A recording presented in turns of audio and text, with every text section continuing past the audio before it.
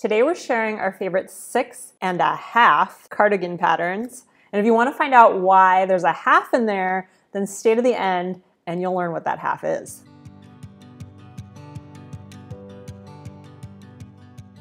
The first one I want to share is the Seamwork Lisa cardigan, which I am wearing right now. And I absolutely love this cardigan. I think the thing that I like about it the most is that it can be worn either as a top all on its own, or you can layer it over a dress or another top, whatever you want. And so I think it's like really, really versatile. So that's one thing I love about it. If I were going to make this pattern today, I think I would use sort of a heavy rib knit. I like to use a really heavy knit for this because I think it just works really well as a top all on its own when it's made in a thicker fabric like that. And I think rib knits look really, really cool with this style of cardigan. So that's what I would make it in. I think as far as wearing it and how I'd style it, I like to style this type of cardigan over just jeans, just wear it with jeans or pants. You could also layer it over a dress like I'm doing today, but mostly I wear it with jeans, and you can even maybe tuck it into a pair of high-waist jeans and try that out, depending on how thick your fabric is. So this is a style of cardigan that I absolutely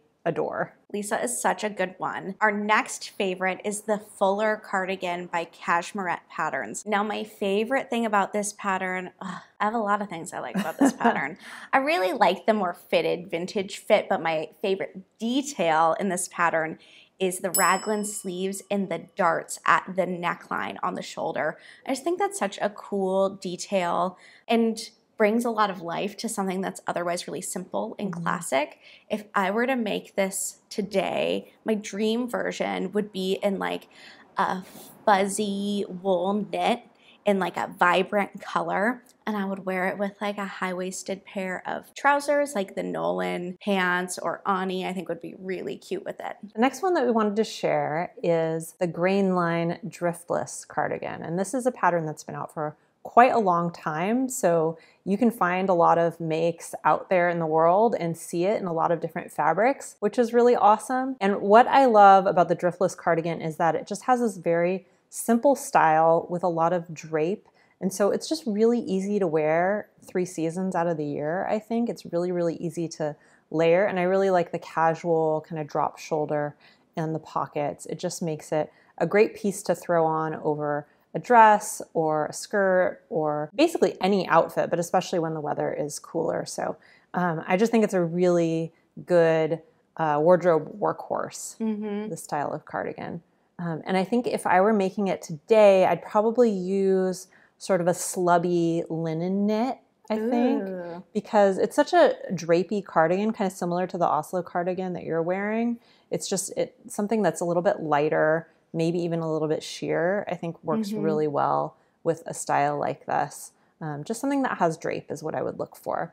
And as far as how I'd wear it, again, I'd wear it over a lot of different outfits, but I think it looks particularly good over a dress or a skirt. I think this sort of drapey style works really well with a dress or a skirt. So especially in fall, I think it's such a awesome, easy fall outfit. Next up, we have the Style Arc Como cardigan. And my favorite thing about this pattern is the long line kind of dramatic silhouette that it creates. If I were to make this pattern today, I would probably make it in like a really dramatic sweater knit, something that's pretty lofty, a little bit more on the heavyweight side, just to lean into the drama of the long line silhouette.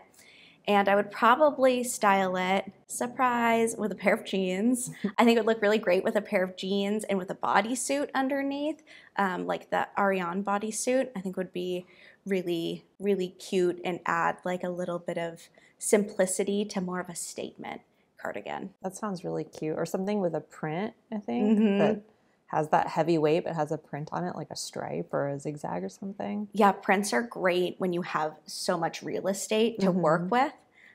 So that would also be really cute. Yeah, really makes a statement in the fall when you don't feel like putting on a whole outfit. You can just throw over kind of a statement sweater like that. That's one of my favorite dressing techniques. Simple outfit, fancy sweater. Yeah. The next one we wanted to talk about is also a longer line cardigan, which is the Esme cardigan by Named Patterns. And I really, really like this style. It's also as I said, a longer style, so it's got a longer line. It has an oversized fit, which I think just looks really chic and beautiful in the fall, and it's also just really, really cozy.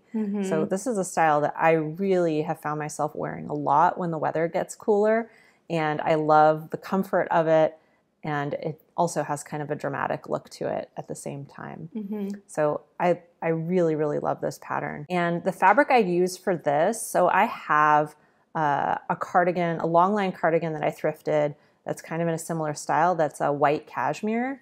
Ooh. And so I think something that is along those lines that's very soft and has a lot of texture to it works really, really well. So something that's feels good to put on, that has, you know, that really, really soft texture that you just want to wear every day. That's what I would use. Maybe like a merino wool knit would be good for this, which comes in tons of colors as well. So you could make like a whole closet of these. And that's pretty much your wardrobe for the winter, I think. I think another thing that I might do style-wise with it, I think that would look really cool, is to have a matching dress and make almost like a fancy, unusual sort of twin set out of it. So you could do sort of a sweater dress, maybe in kind of like a camel color, and then an oversized, maybe camel color Esme cardigan over it. I think that would be so beautiful, so chic, and comfortable, and warm. It's basically everything you want in a winter style. Next up, we have the Helen's Closet Blackwood cardigan. And I'd have to say that my favorite thing about this particular design is just the simplicity of it. It's something that I could really see myself just throwing on all the time. And for that reason, I think I would make it in a French terry, maybe something with a little bit of soy in it, so that it felt like a really luxurious and yummy to put on. I could totally see myself wearing this on the weekends with like a t-shirt and some overalls and throwing that over to run out and get bagels. Can you tell what I do every weekend? Bagels. It's your bagel sweater. It's my bagel sweater, and I would wear it all the time. All right, so we've gone through 6 patterns, so it's time for our half. And the half, we're calling it a half because is it a cardigan? Is it a coat? It's a coatigan. It's both. Which is the Jill coatigan from Seamwork. And I really, really love this pattern. I've made this pattern twice already, so I know it works for me. I know how comfortable it is. I absolutely love it. I love that it can be worn as a coat, so it can be kind of your top layer through most seasons if you don't live somewhere very, very cold. And at the same time, it's not as difficult, as challenging, or time-consuming to sew as a coat, since it's made with knit and it doesn't have a lining. So very, very simple to sew, but a great outerwear piece that you can wear throughout the colder months. I absolutely love, love Jill. And when I've made it, both times I've made it, I've done it in a boucle knit. And I have to say the one I like better is more of a heavyweight boucle, because that has more of the coat look to it. The lighter weight boucle still looks great, but it has a little bit more of the cardigan look to it. So it kind of skews towards that side of the spectrum. And they both look good, but I definitely prefer the heavier weight. So that's what I would go for, is sort of a heavyweight boucle knit, or something that has that sort of texture that looks a little bit more like a coating fabric than it does like a sweater knit type fabric. That's what I would do. I would do it in probably a neutral color, because the one I have is kind of a pale neutral, and I get tons of compliments whenever I wear it. So I think a darker neutral would be awesome for this as we go into the colder months, maybe in a couple months. I think that would be really, really awesome. And how I'd wear it, I wear this over everything. Like I said, it's kind of a top layering piece, so it is more like a coat. So you can wear it over just about any outfit, and I wear it over jeans, over dresses, pretty much everything in the colder months. So absolutely love this pattern. I give it 2 thumbs up. I love it. I love to wear mine underneath my rain slicker because it adds like a little warm layer underneath the, like, you know, kind of icky vinyl rain slicker fabric. All right, so if you liked seeing these suggestions and you're thinking a little bit more about sewing for cool weather soon, then we have 6 more suggestions over on our website. So we have a whole article that includes these suggestions we made today with links, plus 6 more, and you can find that in the description below. We'll put a link down there. And do you have a favorite cardigan pattern that we missed? Let us know in the comments below. All right, we're starting with... Sorry, I did something weird. What'd you do? I think I made a weird face. That was much better. Was that recorded? Can we? It was. Okay. Yeah. Great. I didn't stop. And I didn't do anything weird It was this time. fun. I didn't hear anything. I didn't see anything. We were on it. Lisa cardigan, which I am wearing right now. Sorry. Oh, what? You smacked your mic. Oh, of course. Of course I did. Is that weird?